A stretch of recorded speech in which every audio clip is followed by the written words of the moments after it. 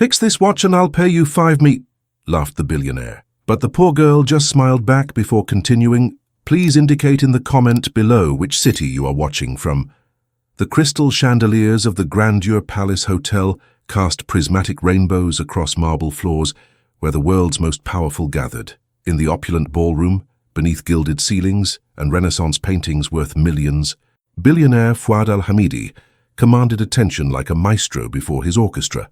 "Gentlemen, ladies," his accent carried the authority of generations, "tonight you witness history."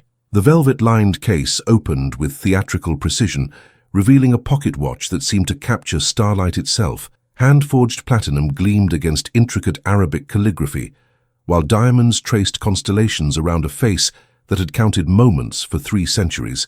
This wasn't merely a timepiece. It was the Al-Hamidi legacy crystallized into mechanical perfection.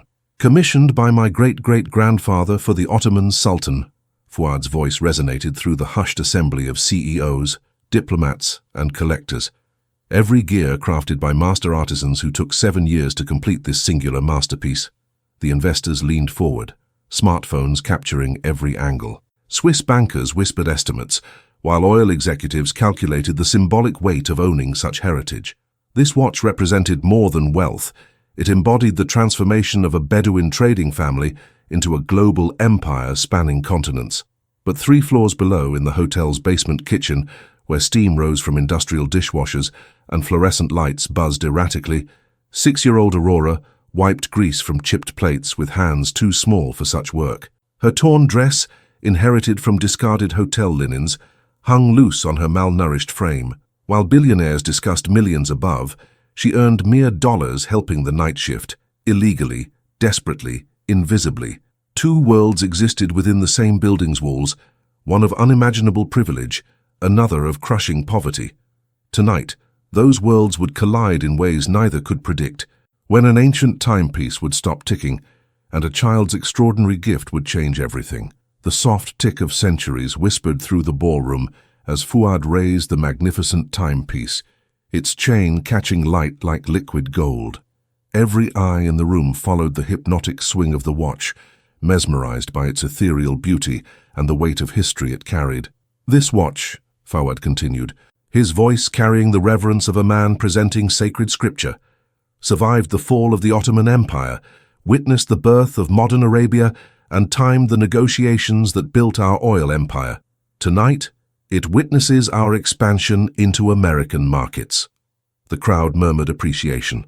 Senator Williams nodded approvingly from his corner table, while tech mogul Harrison Chen live-streamed discreetly to his board in Silicon Valley.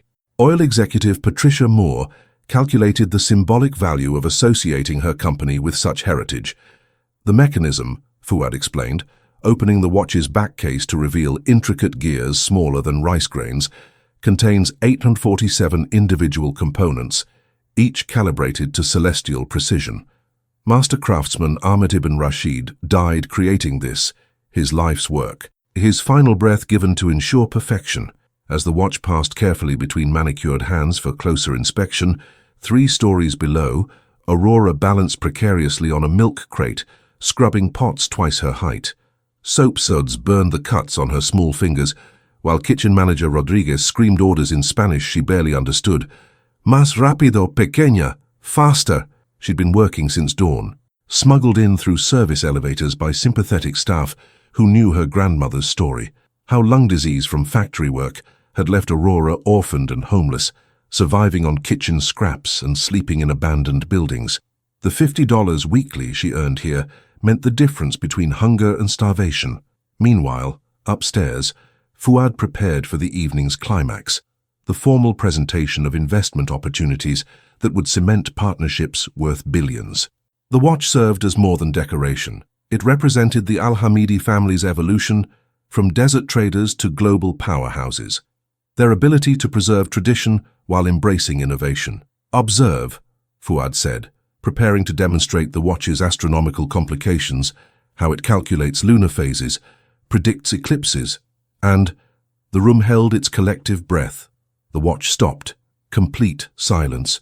The gentle ticking that had accompanied his presentation for 30 minutes simply ceased. Fouad's confident smile froze as he stared at the motionless hands, his olive complexion paling beneath the chandelier's harsh light. "Perhaps," stammered Swiss collector Dr. Zimmermann, adjusting his glasses nervously.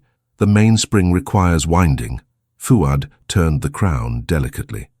Nothing. He shook the watch gently, listened intently, tried again. The silence stretched like a held breath across the ballroom.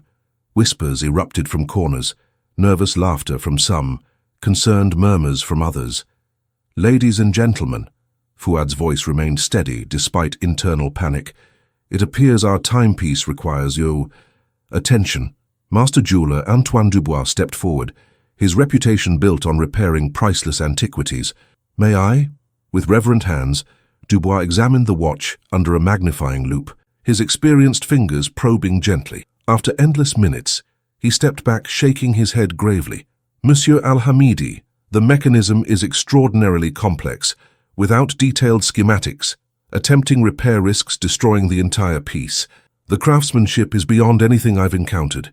It would require someone who understands the original maker's intentions, someone with almost supernatural intuition about mechanical hearts." Other experts gathered: Swiss master clockmaker Hermann Weber, antique restoration specialist Dr. Sarah Chen, mechanical engineer Professor David Park. Each examined the watch, each reached the same conclusion: too complex, too delicate, too risky. The evening's momentum collapsed. Investors shifted uncomfortably. Senator Williams checked his phone. The livestream viewer count dropped precipitously as Chen's board lost interest. Fuad felt 3 centuries of family legacy slipping through his fingers like desert sand. This watch wasn't just valuable, it was the Al-Hamidi soul made manifest. Without it functioning, tonight's presentation felt hollow. His family's transformation story incomplete, desperation masked as humor. He raised the silent watch above his head and declared with forced joviality, "Fix this watch and I'll pay you $5 million. Laughter erupted. Nervous, relieved, genuine. The tension broke as people appreciated the absurdity. $5 million for watch repair. Impossible, ridiculous. But 3 floors below, tiny hands stopped scrubbing and extraordinary ears heard opportunity calling. Aurora's hands stilled against the grimy pot as Fuad's voice echoed through ventilation shafts, carrying his desperate offer down to the basement kitchen. While others heard impossible humor, she heard something different, genuine anguish wrapped in forced laughter. She knew that sound. It was the same tone her grandmother had used when pretending everything was fine while cancer consumed her from within. The same hollow bravado Aurora herself adopted when older children mocked her ragged clothes or empty stomach. $5 million, she whispered, testing the words like prayer. Rodriguez noticed her pause. Trabajo, work, no time for dreaming. But Aurora was already moving, muscle memory guiding her through dishwashing while her mind raced with possibilities. $5 million meant food every day. It meant a real home, not cardboard shelters in alley corners. It meant medicine for sick children like Maria from the soup kitchen, whose cough sounded exactly like grandmother's final days. Most importantly, it meant hope.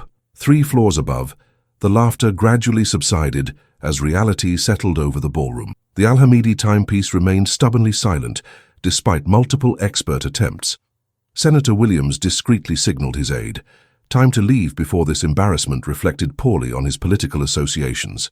Perhaps, suggested oil executive Patricia Moore diplomatically, we could reschedule tonight's presentation, after professional restoration, of course. The words hit Fuad like physical blows. Reschedule meant lost momentum. It meant investors growing cold, partnerships dissolving, opportunities evaporating. The Al-Hamidi expansion into American markets, the culmination of 2 years planning, hung by threads as thin as the watch's broken mainspring. Dr. Chen packed away her restoration tools with professional sympathy. Monsieur Al-Hamidi, pieces this ancient sometimes simply surrender, metal fatigue, crystallization, microscopic fractures invisible to human eyes. Perhaps it's time to consider this watch's honorable retirement. Retirement? Fuad's voice cracked slightly. This watch is my family's heartbeat. It doesn't retire, it endures. But even as he spoke, doubt crept through his defenses. Maybe the experts were right. Maybe some treasures were too precious to risk, too fragile for modern handling. Maybe his great-great-grandfather's legacy was meant to remain beautifully broken rather than dangerously repaired. Meanwhile, Aurora had abandoned her dishwashing station entirely, ignoring Rodriguez's increasingly angry Spanish as she retrieved something hidden beneath loose floorboards, a small wooden box containing tools that would have seemed worthless to anyone else. Bent screwdrivers straightened with pliers, broken magnifying glasses held together with electrical tape, tiny hammers fashioned from bottle caps and matchsticks. These weren't professional instruments, they were survival tools, cobbled together from garbage and necessity. But in Aurora's hands, they became magic. She'd been fixing things since age 4, not from formal training, but from desperate need. Broken radios meant no weather warnings. Malfunctioning flashlights meant dangerous nights in unlit alleys. Failed door locks meant vulnerability to predators who hunted homeless children. So Aurora learned. She listened to mechanical whispers others couldn't hear, felt vibrations that revealed hidden problems, understood the secret language machines spoke when they suffered. Necessity had transformed a starving child into an intuitive genius of mechanical resurrection. Her tools secured, Aurora began the dangerous journey upstairs. Service elevators were monitored. Main stairs meant security guards, but the hotel's original dumbwaiter, forgotten during renovations, still connected basement to ballroom through abandoned shafts. She climbed, hand over hand, using water pipes and electrical conduits. Aurora ascended through the building's forgotten skeleton. Dust clouded her vision while splinters pierced her palms, but desperation provided strength her malnourished frame shouldn't have possessed. Above, Fuad made painful decisions. Ladies and gentlemen, perhaps we should indeed postpone. That's when Aurora emerged. She stepped from behind ornate curtains like a ghost materializing from shadows. Her torn dress contrasting starkly with ballroom opulence. Conversation stopped mid-sentence. Several women gasped. Security guards reached for radios, but Aurora's attention fixed entirely on the silent watch in Fuad's hands. Even from across the room, she could sense its mechanical distress, hear the whispered cry for help that had drawn her through 3 floors of dangerous climbing. She walked forward with purpose that surprised everyone present, her small toolbox clutched against her chest like a shield. Every step carried her deeper into a world where she didn't belong, toward a destiny she couldn't possibly imagine. The billionaire and the street child stood separated by marble floors and infinite class divisions, connected only by a broken timepiece and impossible hope. The ballroom transformed into a theater of whispers as Aurora approached, her bare feet silent against marble that had never known such poverty. Every eye tracked her movement, some with curiosity, others with disgust, most with the uncomfortable awareness that something unprecedented was unfolding. "Security," Senator Williams muttered to his aide. "Remove that child." But Fuad raised his hand, stopping the approaching guards. Something in Aurora's demeanor intrigued him, the way she moved with purpose despite her obvious fear, the careful manner she carried her makeshift toolbox, the intense focus with which she studied his precious timepiece from across the room. "What do you want, little one?" Fuad asked, his voice gentler than expected. Aurora swallowed hard, her throat dry from kitchen steam and nervousness. When she spoke, her voice carried the clarity of someone who'd learned to communicate essential needs quickly and precisely. "I heard you say, about the watch. $5 million. Laughter erupted again, but this time with cruel edges. Oil executive Patricia Moore covered her smile with a manicured hand, while Swiss banker Dr. Zimmerman shook his head in amused disbelief. "Adorable," sneered tech mogul Harrison Chen, still live streaming. "The homeless girl thinks she's a horologist." But Aurora didn't flinch. She'd endured worse mockery in soup kitchen lines, harsher rejection at shelter doors. Her grandmother had taught her that dignity wasn't something others could take, only something you could surrender. "I can fix it," she said simply. The laughter intensified. Several guests began recording with smartphones, already imagining viral videos of the delusional street child. Social media notifications pinged across the room as people shared real-time updates of the spectacle. Fuad studied Aurora more carefully. Despite her obvious poverty and youth, something about her confidence seemed genuine. Not the bravado of someone trying to scam money, but the quiet certainty of someone who understood their own capabilities. "You're 6 years old," Dr. Chen pointed out with professional skepticism. Master craftsman with decades of experience just declared this watch unrepairable. Aurora's gaze never wavered from Fuad's face. They're wrong. Preposterous. Dr. Zimmerman stepped forward, his Swiss precision offended by such audacity. Child, this timepiece contains mechanical complexities beyond your comprehension.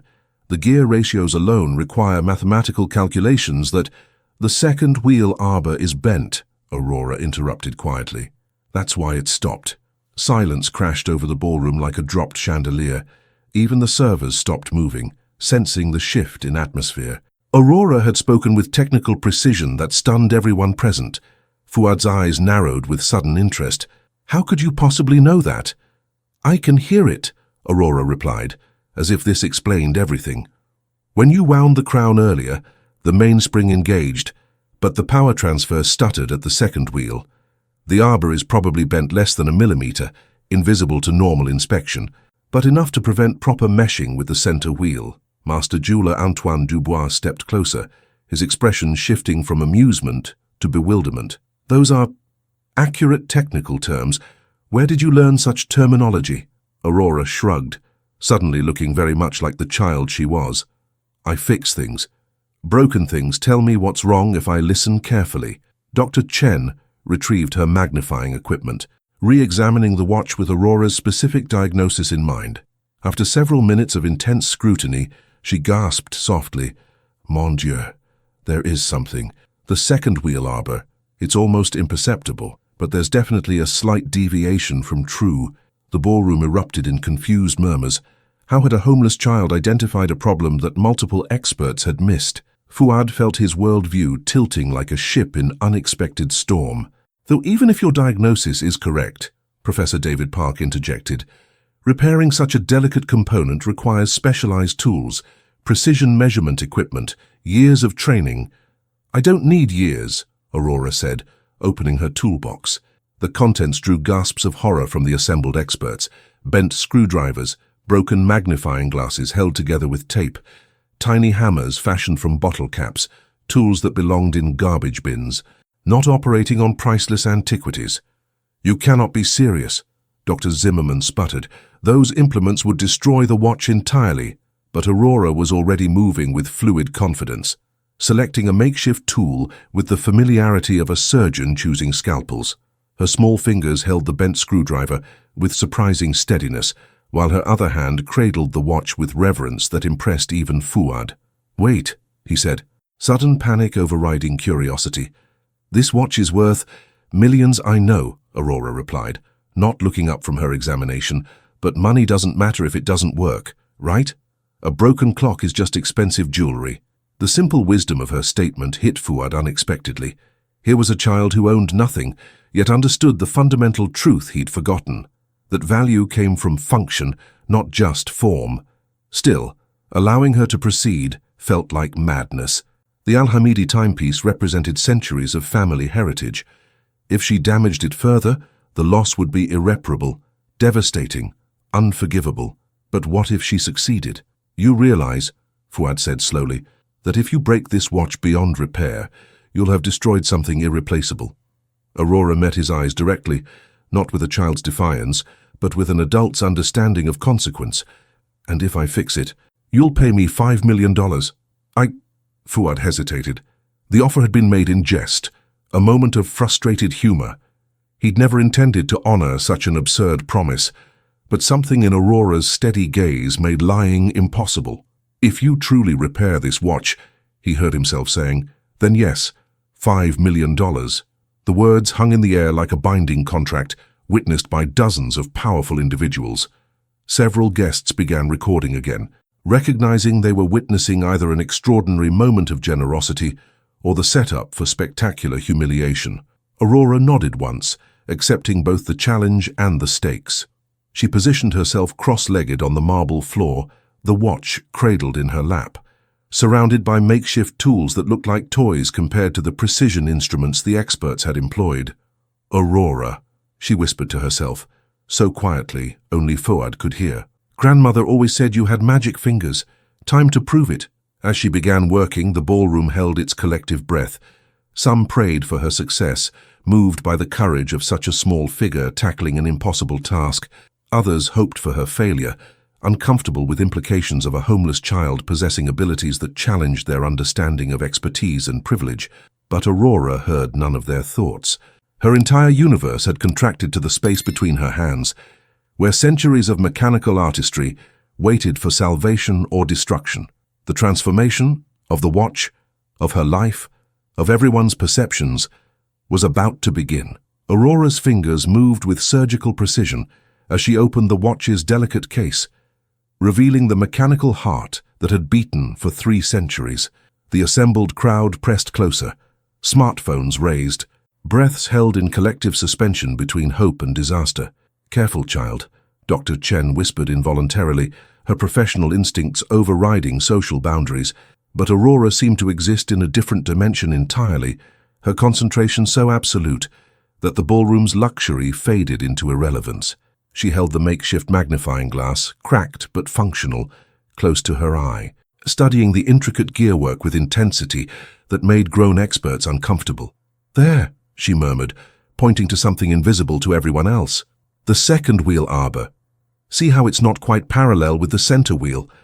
Probably happened during transport or maybe from temperature changes. Old metal gets stressed." Fouad leaned closer despite himself. "You can see that with that equipment," Aurora nodded, selecting what appeared to be a bent paperclip from her toolbox. Under her fingers, the crude implement transformed into a precision instrument, guided by intuition that defied explanation. "When I was 4, she said quietly, beginning the delicate work, "my grandmother's radio broke. We needed it for weather warnings. Storms are dangerous when you sleep outside. The repair shop wanted $60 we didn't have." Her hands moved steadily, adjusting components with micro-movements that seemed impossible given her tool's crudeness. The watching experts found themselves leaning forward, studying her technique despite their skepticism. "So I took it apart," Aurora continued, her voice taking on the rhythmic cadence of someone working from muscle memory. "Grandmother was so angry, said I'd broken our only connection to the outside world, but I could hear where the problem was, like a song playing wrong notes." Senator Williams shifted uncomfortably. This wasn't the entertainment he'd expected when attending tonight's investment presentation. The child's story made him acutely aware of his own advantages. Private jets, multiple homes, staff attending to every need. The broken capacitor sounded different than the working ones, Aurora explained, making an adjustment so subtle it was barely visible, like a whisper instead of a clear voice. When I replaced it with parts from a broken calculator, the radio sang properly again. Oil executive Patricia Moore felt something strange stirring in her chest, an emotion she hadn't experienced since childhood, before corporate boardrooms and profit margins had calcified her empathy. This girl's resilience challenged every assumption about poverty and capability. "That's when I realized," Aurora said, her concentration never wavering, "broken things want to work. They just need someone to listen to what they're trying to say." The second wheel arbor moved fractionally under her ministrations, aligning with geometric precision that made the Swiss experts exchange bewildered glances. How was she achieving such accuracy with improvised tools? Tech mogul Harrison Chen's livestream viewership had exploded to over 2 million as word spread across social media. Comments flooded in from around the world, some mocking, others incredulous, many offering prayers for the brave little girl attempting the impossible. "I've fixed radios, flashlights, door locks, heaters." Aurora continued her story while her hands performed mechanical miracles. "When you're homeless, everything breaks and no one fixes it for free, so you learn or you do without." Her grandmother had been her first teacher, not in watch repair, but in the fundamental principle that survival demanded resourcefulness. Every broken appliance became a puzzle, every mechanical failure a lesson in problem-solving. "Grandmother said I had unusual ears." Aurora smiled slightly, remembering. "Could hear things others couldn't. She thought maybe I'd be a musician someday, but music lessons cost money we never had." Dr. Zimmerman found himself grudgingly impressed by her systematic approach. Despite her unconventional tools, Aurora followed logical diagnostic procedures, testing each component's relationship to others with methodical precision. "Instead, I became a doctor for broken things," Aurora concluded, making one final adjustment, Different kind of music, I guess. The room held its breath as Aurora carefully reassembled the watch, each component sliding into place with satisfying precision. Her movements showed no hesitation, no uncertainty, only the confidence of someone who understood mechanical language fluently. "The arbor should be properly aligned now," she announced, closing the case with reverent care. "But the mainspring will need rewinding since it lost tension during the repair." She offered the watch to Fuad with both hands, like a sacred offering. His fingers trembled slightly as he accepted it, acutely aware that this moment would define both their futures. The crowd pressed closer as Fuad examined the watch's exterior for any signs of damage. Finding none, he carefully wound the crown, feeling the mainspring engage with the familiar resistance he'd known since childhood. Click, click, click, and then, tick. The sound was barely audible at first, like a whispered promise. But as the mainspring released its stored energy, the ticking grew stronger, clearer, more confident. The watch hands began moving with the smooth precision of centuries-old craftsmanship, restored to perfect function. The ballroom erupted. Some guests applauded spontaneously, moved by witnessing something impossible become reality. Others stood in stunned silence, their understanding of expertise and privilege fundamentally challenged. Several people wept openly, overwhelmed by the profound transformation they'd witnessed, but Aurora simply smiled, the quiet satisfaction of someone who'd done exactly what she'd promised to do. $5 million, Fuad whispered, staring at the functioning timepiece in amazement. How did you... I listened, Aurora replied simply, and it told me how to help. Senator Williams felt his political instincts stirring. This story would resonate powerfully with voters tired of elitist disconnection. Here was authentic inspiration, a child overcoming impossible odds through pure determination and hidden talent. Dr. Chen approached Aurora with professional respect she'd reserved for fellow masters. "Young lady, your diagnostic abilities are extraordinary. Have you considered formal training?" Aurora's expression grew wistful. "Training costs money. I just learned what I needed to survive." The implications hung heavy in the perfumed air. How many other Auroras existed? Brilliant minds trapped by poverty, extraordinary talents hidden beneath society's indifference. How much human potential was being wasted while the privileged debated investment strategies? But before anyone could process these deeper questions fully, Fuad made a decision that would change everything. "Ladies and gentlemen," he announced, his voice carrying new authority, "tonight you've witnessed something remarkable, not just the repair of an ancient timepiece, but the discovery of genuine genius disguised as poverty." He turned to Aurora, seeing her clearly for the first time, not as a homeless child or amusing distraction, but as an extraordinary individual deserving respect and opportunity. "Aurora," he said formally, "you've kept your part of our agreement.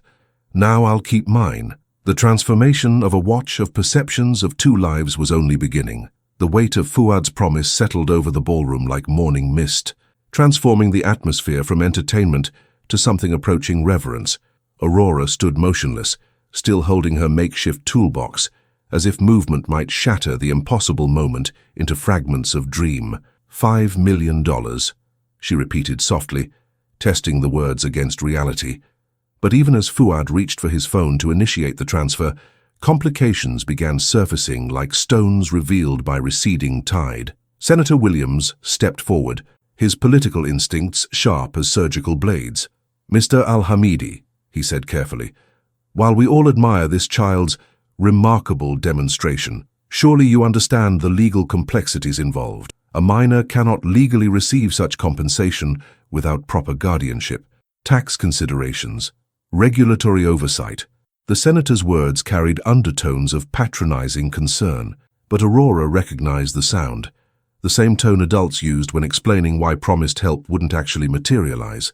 Social workers had perfected that inflection when discussing foster placement that never happened, shelter beds that remained unavailable, food stamps that required documentation she couldn't provide. Dr. Chen joined the growing circle of concerned adults.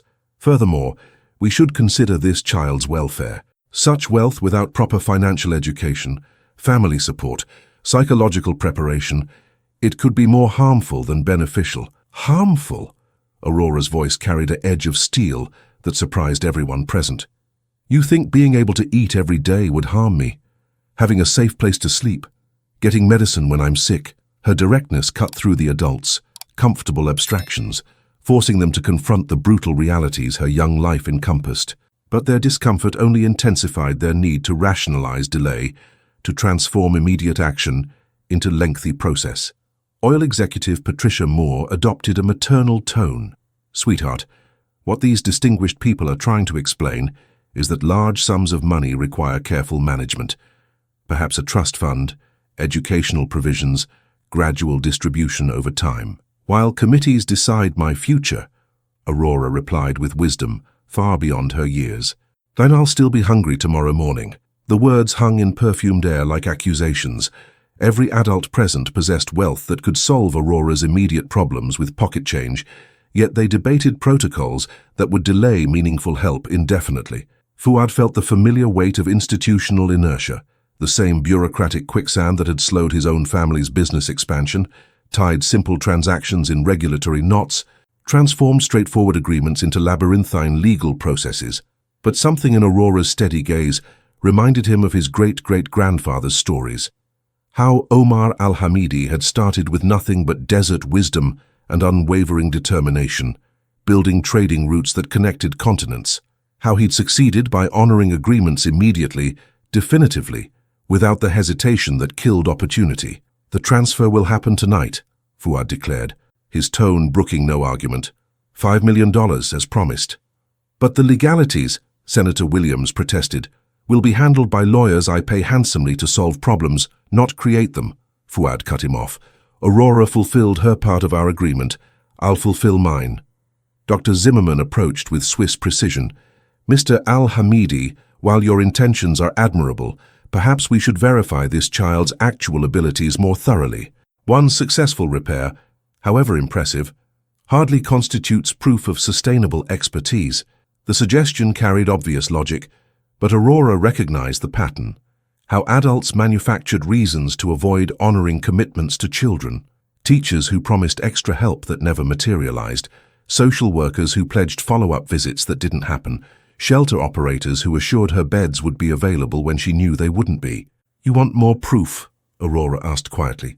Without waiting for answers, she approached Senator Williams, studying him with the same focused intensity she'd applied to the timepiece. "Your phone," she said. "It's not holding charge properly anymore, is it? You've been carrying a portable charger more often recently." Williams instinctively touched his pocket where the backup battery rested. "How could you possibly—" "The battery management system is degrading," Aurora explained matter-of-factly. "Probably from overheating cycles caused by running too many applications simultaneously. If you force-close background processes and adjust your usage patterns, you can extend its functional life by several months." She turned to Dr. Chen before anyone could respond. "Your antique restoration magnifying lamp. The LED array has 3 failed diodes in the lower right quadrant. You've been compensating by adjusting the angle, but replacing those components would cost less than $20 and restore full functionality." Dr. Chen's mouth opened wordlessly. The observation was completely accurate. She had been struggling with that exact lighting issue for weeks. "And you," Aurora addressed tech mogul Harrison Chen, "your livestream keeps dropping frames because your phone's processor is thermal throttling. The case you're using traps heat against the back panel. Remove it for better airflow, or use a case with ventilation channels." Harrison quickly removed his phone case, immediately noticing improved streaming stability. The frame drops that had been plaguing his broadcast disappeared instantly. The ballroom fell silent as Aurora's diagnostic accuracy sank in. This wasn't luck or guesswork. This was genuine expertise operating at a level that challenged everything they thought they understood about knowledge, training, and capability. "How?" Dr. Zimmerman whispered. Aurora shrugged with the matter-of-fact acceptance of someone whose abilities had never been properly recognized. "When you're poor, you learn to see what's broken before it fails completely. Prevention is cheaper than repair." Fuad felt something shifting in his chest, not just admiration for Aurora's talent, but recognition of profound injustice. Here was genius that had been overlooked, dismissed, ignored by systems designed to identify and nurture exceptional ability. How many other brilliant minds were similarly hidden beneath society's blind spots? The money transfer happens tonight, he repeated, his voice carrying new resolve. But that's only the beginning. He knelt down to Aurora's eye level, seeing her fully for the first time, not as a curiosity or charity case, but as an extraordinary individual deserving respect and opportunity. "Aurora," he said formally, "I'd like to offer you something beyond tonight's payment. How would you feel about joining my family's business, learning everything you want to know about mechanical engineering, horology, precision manufacturing?" Aurora's eyes widened with hope so pure it made several onlookers blink back tears. "You mean like a job?" "I mean like an apprenticeship leading to partnership," Fuad corrected. "Your abilities are too valuable to waste, your potential too important to ignore." The transformation, from charity case to valued colleague, from homeless child to respected professional, was accelerating beyond anyone's expectations. But Aurora's greatest challenges still lay ahead. The days following Aurora's miraculous demonstration blurred together in a whirlwind of legal consultations, media interviews, and life-altering decisions. Fuad had moved quickly to establish Aurora in a temporary suite at the Grandeur Palace Hotel, while lawyers navigated the complex process of formal guardianship and financial transfers. But transformation, Aurora was learning, carried unexpected weights. Miss Aurora, the hotel's head of housekeeping, Mrs. Patterson, knocked gently on the suite door. "Your breakfast is ready, and Mr. Al-Hamidi's educational consultant has arrived for your assessment." Aurora stared at her reflection in the bathroom mirror, still adjusting to the foreign concept of privacy, of doors that locked from the inside, of water that ran hot whenever she turned the handle. 3 weeks ago, she'd been scrubbing dishes in the hotel's basement. Now she occupied a suite that cost more per night than most people earned in months. The paradox felt surreal, simultaneously overwhelming and insufficient. Dr. Margaret Thornton, Fuad's educational consultant, represented everything Aurora had never experienced: formal academia, structured learning, institutional validation. Her credentials were impeccable. Harvard PhD, 30 years developing gifted education programs, author of definitive texts on exceptional child development. "Aurora," Dr. Thornton began, arranging standardized testing materials across the suite's dining table, "Mr. Al-Hamidi has described your mechanical abilities in quite remarkable terms. Today's assessment will help us understand your cognitive baseline and design appropriate educational interventions." The language felt clinical, reducing Aurora's lived experience to data points and categories. But she'd learned survival required cooperation with adult systems, even when those systems felt disconnected from actual needs. "Before we begin formal testing," Dr. Thornton continued, "perhaps you could tell me about your previous educational experiences, schooling, tutoring, any formal instruction." Aurora's smile carried practiced politeness that masked deeper truths. "I've never been to school. We moved too much, and enrollment requires documents we didn't have. Sometimes I'd sit outside classrooms during recess, listening to lessons through open windows." Dr. Thornton's expression shifted from professional curiosity to barely concealed concern. "No formal education at all. How did you acquire such sophisticated mechanical knowledge?" "Necessity," Aurora replied simply. "When things break and you can't afford replacement, you learn to fix them or do without." The testing began with standard IQ assessments, pattern recognition, logical reasoning, spatial relationships. Aurora completed them mechanically, her mind wandering to more pressing concerns. Numbers on tests felt irrelevant compared to the persistent ache of imposter syndrome that had plagued her since moving into luxury she'd never earned. "Remarkable," Dr. Thornton muttered, scoring preliminary results. "These cognitive measures suggest capabilities in the 99th percentile, possibly higher. But your mathematical foundations show significant gaps. Expected is given your educational background." Aurora nodded politely, while internal voices whispered familiar doubts. Smart numbers on paper meant nothing if she couldn't navigate the complex social dynamics of Fuad's business world. Her mechanical intuition, brilliant as it seemed to others, felt like a parlor trick compared to the sophisticated knowledge bases these people took for granted. Meanwhile, 3 floors below in the hotel's conference room, Fuad faced his own challenges as he explained Aurora's integration to skeptical board members via video conference. "Fuad, "While we appreciate your charitable impulses," said board chairman Hassan al-Rashid, his voice carrying the weight of institutional caution, "incorporating an untrained child into our precision manufacturing operations raises serious liability concerns." "Liability?" Fuad leaned forward, his patience wearing thin. Aurora identified and repaired a problem that stumped multiple certified experts.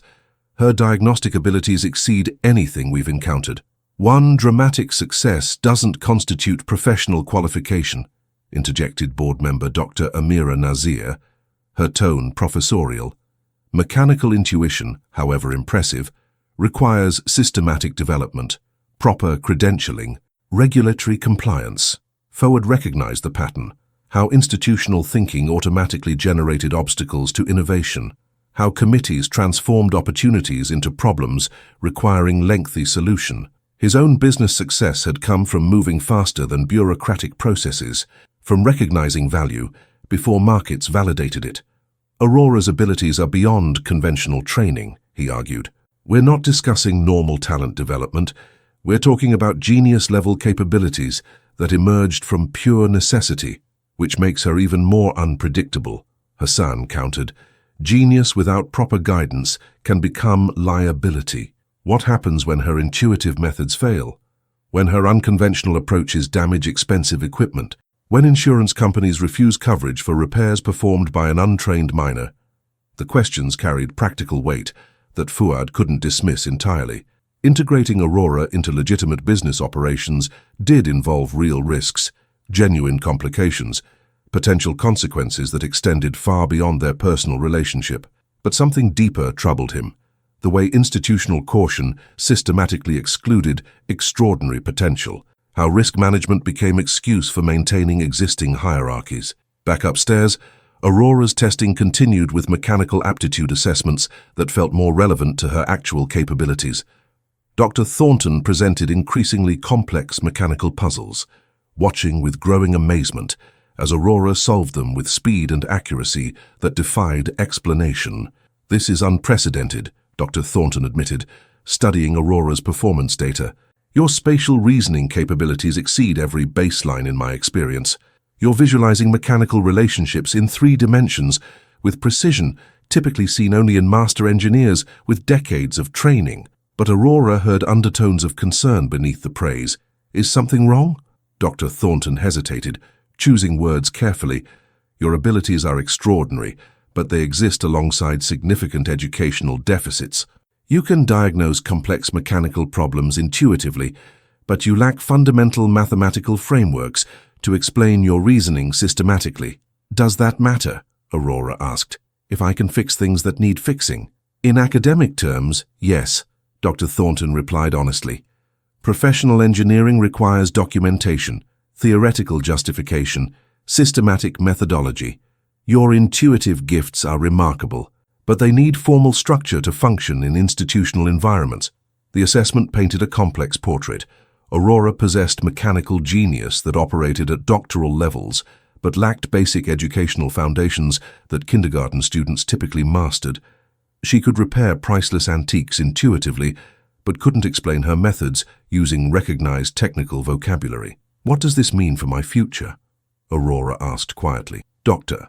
Thornton closed her testing materials with professional sympathy. "It means you face a choice, Aurora.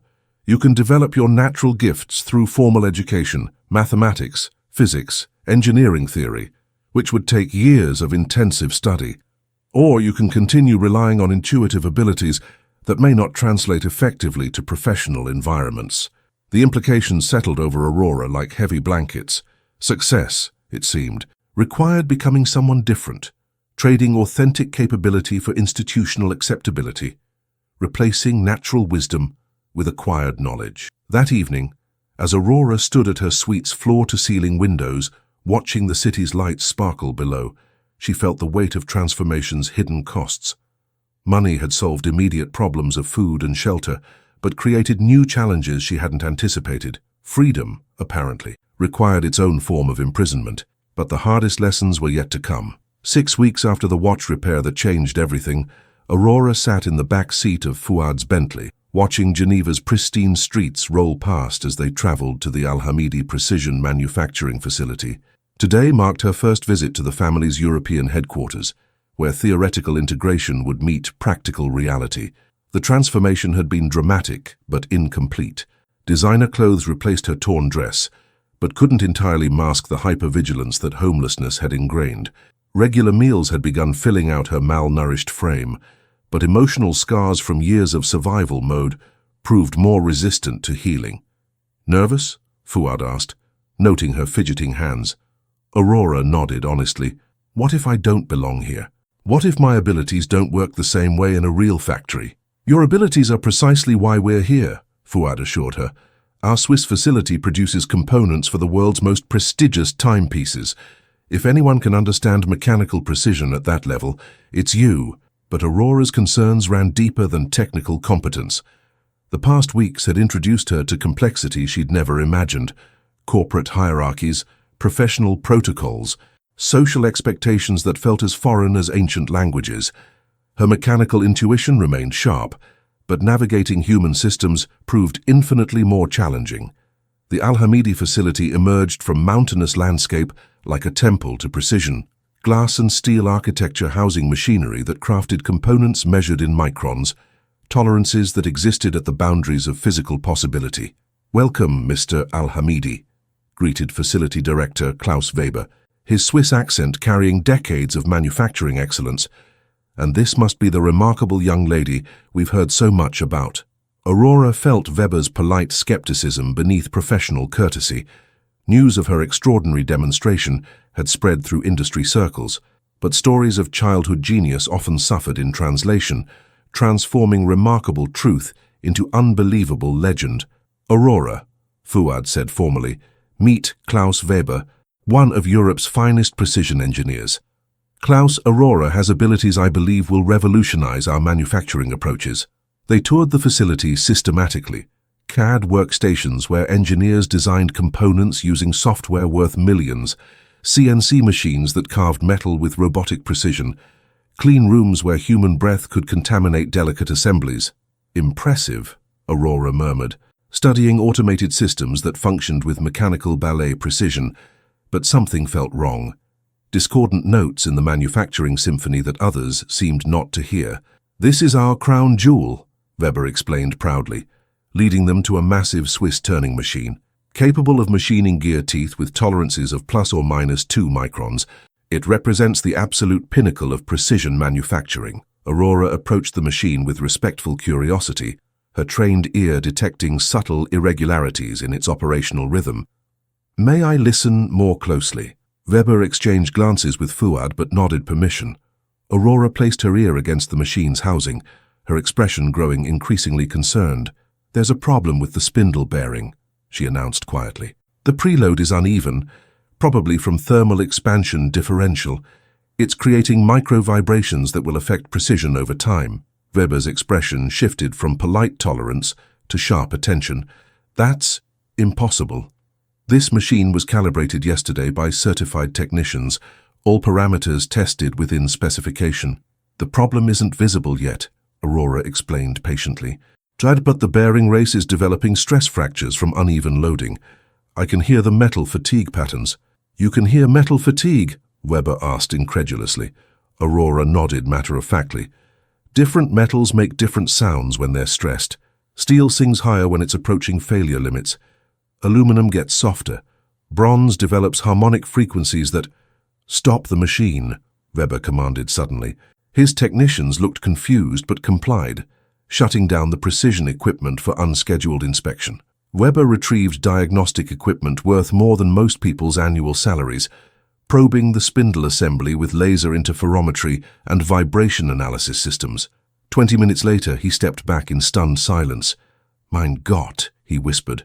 "There is bearing wear, microscopic, but measurable. The preload variance is exactly as she described. How did you detect something our instruments missed?" Aurora shrugged with familiar modesty. "I've been listening to broken things my whole life. After a while, you learn to hear problems before they become obvious." Word spread quickly through the facility as Aurora identified issues in 3 more machines. Problems so subtle that conventional diagnostics had overlooked them, but significant enough to cause expensive failures within weeks. "Oh, this is unprecedented," Weber admitted to Fuad privately. "In 30 years of precision manufacturing, I've never encountered diagnostic abilities like hers. She's detecting failure modes we didn't know existed, but Aurora's extraordinary demonstration created new complications." Senior engineers who'd spent decades mastering their craft felt threatened by a child whose intuitive abilities exceeded their technical expertise. Union representatives worried about job security if untrained personnel could outperform certified professionals. "We need to discuss integration protocols," Weber continued carefully. "Aurora's abilities are remarkable, but incorporating them into our quality control systems raises significant procedural questions." Fuad recognized the familiar pattern, how exceptional capability challenged institutional norms, creating resistance disguised as practical concern, but he also understood legitimate worries about disrupting proven systems. That evening, over dinner in Geneva's finest restaurant, Aurora seemed subdued despite the day's obvious success. "You were brilliant today," Fuad assured her. "You identified problems that could have cost us hundreds of thousands in equipment damage. But they didn't want me there," Aurora replied quietly. "The engineers were polite, but I could tell they saw me as a threat, not a help." Fuad couldn't deny the observation's accuracy. Aurora's gifts had indeed created discomfort among professionals whose expertise she'd casually surpassed. "Change is always difficult," he offered. "People need time to adjust to new possibilities." But Aurora's expression suggested deeper understanding. "It's not just about time, is it? They spent years learning their jobs, and I'm making their knowledge seem incomplete." The insight demonstrated emotional intelligence that matched her mechanical genius. Aurora understood she wasn't just offering technical assistance, she was challenging fundamental assumptions about expertise, training, and professional hierarchy. "What do you think we should do?" Fuad asked, genuinely curious about her perspective. Aurora considered carefully before responding. "Maybe I need to learn their language before they can learn to trust my abilities. Dr. Thornton was right. Intuition needs explanation." The wisdom in her suggestion impressed Fuad. Rather than demanding acceptance of her gifts, Aurora was proposing to bridge the gap between natural ability and institutional expectation. "You want to study engineering formally. I want to understand why my abilities work," Aurora clarified. "If I can explain what I hear in terms they recognize, maybe we can work together instead of threatening each other." As they walked through Geneva's historic streets afterward, Fuad marveled at Aurora's resilience and wisdom. She'd faced rejection, skepticism, and institutional resistance with grace that many adults couldn't match.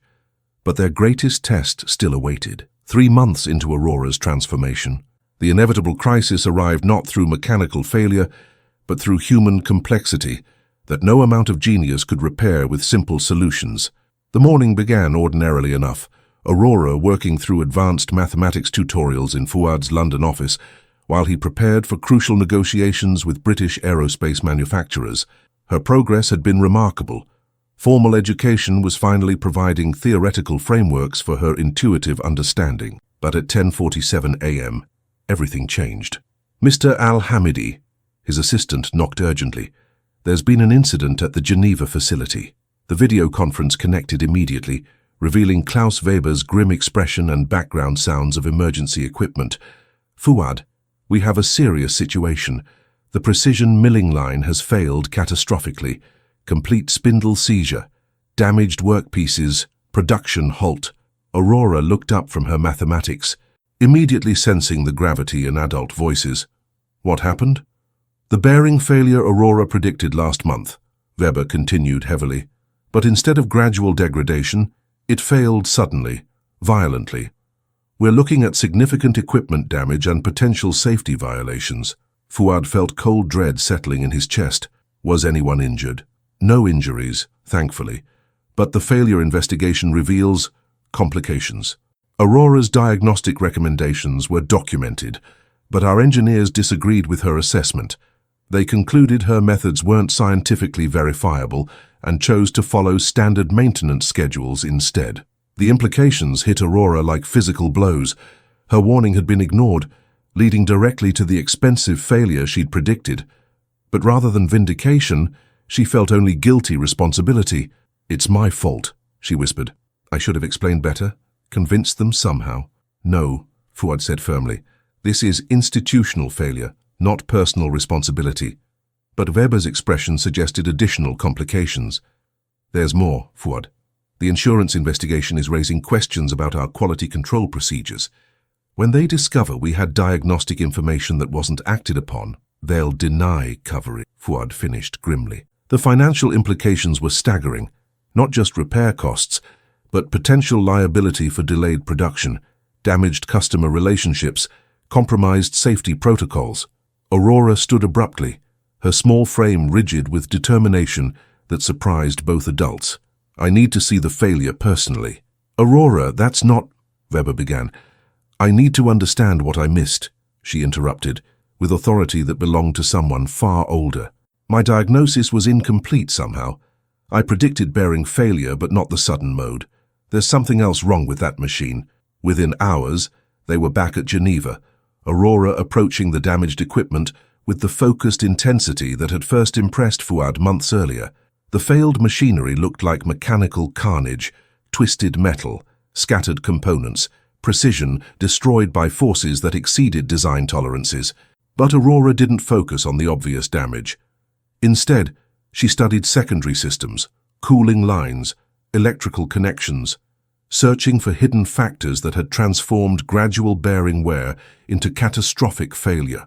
"Here," she announced after 20 minutes of careful examination.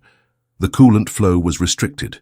"Look, mineral buildup in the supply lines, probably from hard water deposits that accumulated over months." Weber joined her inspection, his expression shifting to amazement. The bearing was running hotter than specifications because of inadequate cooling. That would accelerate wear progression and explain the sudden seizure. "I missed it before," Aurora admitted sadly. "I heard the bearing stress but didn't correlate it with cooling system degradation. If I'd been more thorough." "Aurora," Fuad interrupted gently, "you identified a problem that certified engineers missed entirely. The fact that additional factors contributed doesn't diminish your diagnostic accuracy." But Aurora's self-criticism reflected deeper understanding of responsibility's weight. Her abilities weren't just remarkable talents, they were potential tools for preventing costly failures, protecting worker safety, maintaining operational integrity. With such capability came obligation to be thorough, careful, complete. "How do we prevent this in the future?" she asked Weber directly. The question demonstrated remarkable maturity, not defending her partial success, but focusing on systematic improvement. Weber found himself respecting her approach, despite his initial skepticism.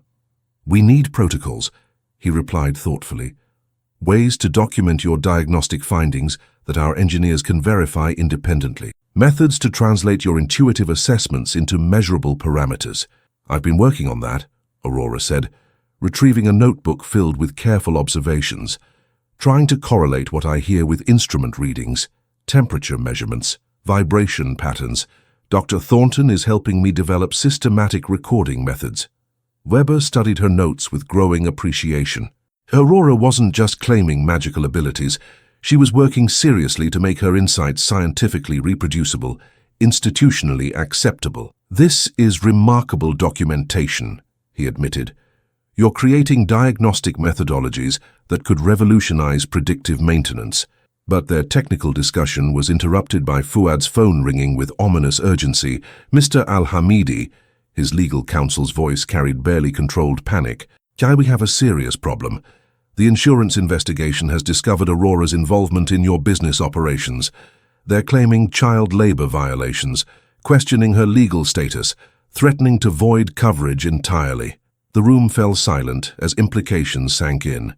Aurora's extraordinary abilities, rather than solving problems, had created legal vulnerabilities that threatened the entire Al-Hamidi enterprise.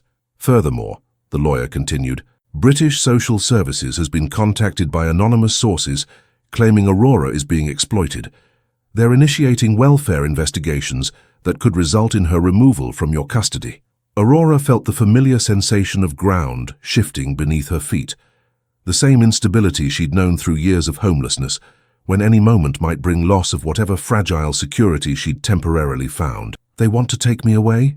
She asked quietly. Fuad's expression hardened with protective determination. No one is taking you anywhere. We'll fight this. But Aurora recognized patterns of institutional power that had shaped her entire life. Adults made decisions about children's welfare based on regulations, procedures, policies, rarely consulting the children themselves about their actual needs or desires. Maybe they're right, she said with devastating calmness. Maybe I don't belong in this world, Aurora. I'm causing problems everywhere I go, she continued, her voice carrying wisdom born of survival experience. The engineers don't trust me. Insurance companies see me as liability. Government agencies think I'm being exploited. Maybe everyone would be better if I just disappeared again. The suggestion hit Fuad like physical assault. In 3 months, Aurora had become far more than a business asset. She was the daughter he'd never had, the reminder of purpose beyond profit, the living proof that extraordinary potential could emerge from impossible circumstances. But protecting her would require fighting systems designed to resist exactly this kind of unconventional arrangement. The transformation that had seemed so promising was about to face its ultimate test. The custody hearing took place in a sterile London courtroom, where Aurora's future would be decided by people who'd never experienced homelessness, never fixed broken things with improvised tools, never understood what desperation could teach about resilience and capability. Judge Margaret Whitfield presided with judicial authority that felt absolute. Social services presented their case methodically. A minor without proper guardianship, involved in commercial operations beyond her age, exposed to industrial environments that violated child protection protocols. Your Honor, argued social services advocate Sarah Pemberton, while Mr. Al-Hamidi's intentions may be benevolent, this arrangement exploits a vulnerable child's exceptional abilities without adequate safeguards. Aurora belongs in proper educational settings with age-appropriate activities, not manufacturing facilities dealing with dangerous machinery. Fuad's legal team countered forcefully, presenting documentation of Aurora's remarkable progress, testimonials from educators amazed by her development, evidence of her genuine enthusiasm for mechanical engineering. But Aurora sat silently through hours of legal arguments, watching adults debate her life as if she were absent. The familiar powerlessness of childhood washed over her, how others always decided what was best, without asking what she actually wanted. Finally, Judge Whitfield addressed her directly. Aurora, you've heard various perspectives today. In your own words, how do you feel about your current situation? Aurora stood slowly, her small frame somehow commanding the courtroom's complete attention. When she spoke, her voice carried quiet authority that belied her age. Your Honor, for 6 years I survived on streets where children disappear.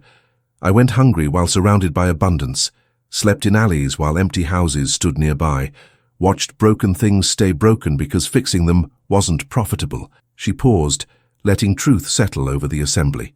Mr. Al-Hamidi didn't exploit me. He saw me.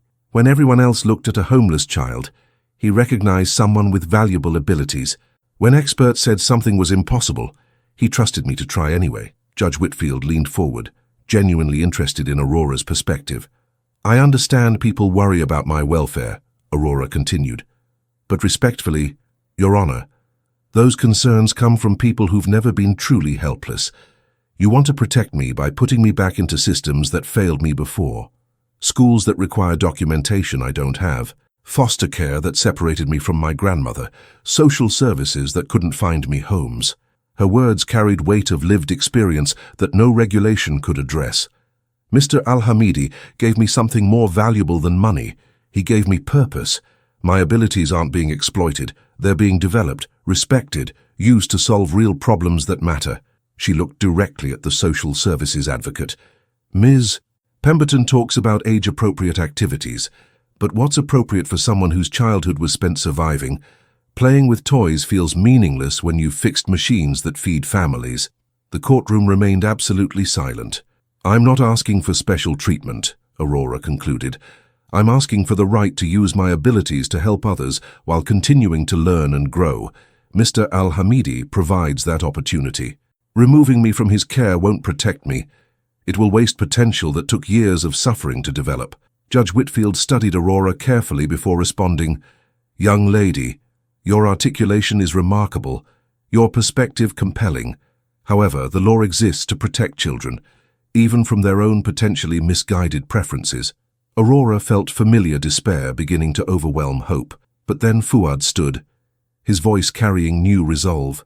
Your Honor, if I may propose a solution that addresses everyone's concerns, while honoring Aurora's expressed wishes. Proceed, Mr. Al-Hamidi. Formal adoption, Fuad announced. Legal guardianship, with full parental rights and responsibilities. Educational oversight by certified tutors. Medical and psychological monitoring by licensed professionals. Graduated involvement in business operations under strict safety protocols. He looked at Aurora with paternal pride. And most importantly, Aurora's continued development as both exceptional engineer and normal child, with rights to participate in decisions affecting her future. Aurora felt tears she'd held back for months finally breaking free, not from sadness, but from recognition that someone finally understood what she needed. Not just protection, but partnership in building her own destiny. Aurora, Judge Whitfield asked gently, so would such an arrangement address your desires while providing appropriate oversight? Yes, Your Honor, Aurora whispered, then more strongly, yes. 5 years later, Aurora Al-Hamidi stood in her own laboratory, a state-of-the-art facility designed specifically for developing revolutionary diagnostic technologies. At 11 years old, she held 17 patents, spoke 4 languages fluently, and had transformed predictive maintenance across multiple industries. But more importantly, she'd maintained the essential compassion that homelessness had taught her. The Aurora Foundation, she explained to visiting journalists, focuses on identifying and nurturing exceptional abilities in children experiencing poverty. We've discovered remarkable talents hidden in homeless shelters, refugee camps, underfunded schools, genius that society overlooks because it doesn't come with proper credentials. Fuad watched proudly from the laboratory's observation deck, marveling at how Aurora had retained her authentic spirit despite extraordinary success. Adoption had provided legal security, but their relationship had evolved into genuine partnership built on mutual respect and shared vision. Ms. Al-Hamidi, a reporter asked, what advice would you give other children facing seemingly impossible circumstances? Aurora paused thoughtfully, her response carrying wisdom earned through experience. Listen carefully to broken things, including yourself. Everything that's damaged wants to work properly again. It just needs someone patient enough to understand what's really wrong and brave enough to try fixing it. The Foundation's work had already identified over 300 children with exceptional abilities, young people whose potential might otherwise have been lost to systemic neglect. Some showed Aurora's mechanical intuition, others demonstrated artistic genius, mathematical brilliance, linguistic gifts, or social insights that could transform communities. Poverty, Aurora continued, teaches you to see solutions others miss because necessity makes you creative. Those survival skills, properly developed, become innovation that benefits everyone. Her latest project involved developing diagnostic tools so sensitive they could detect mechanical problems weeks before conventional instruments registered any anomalies.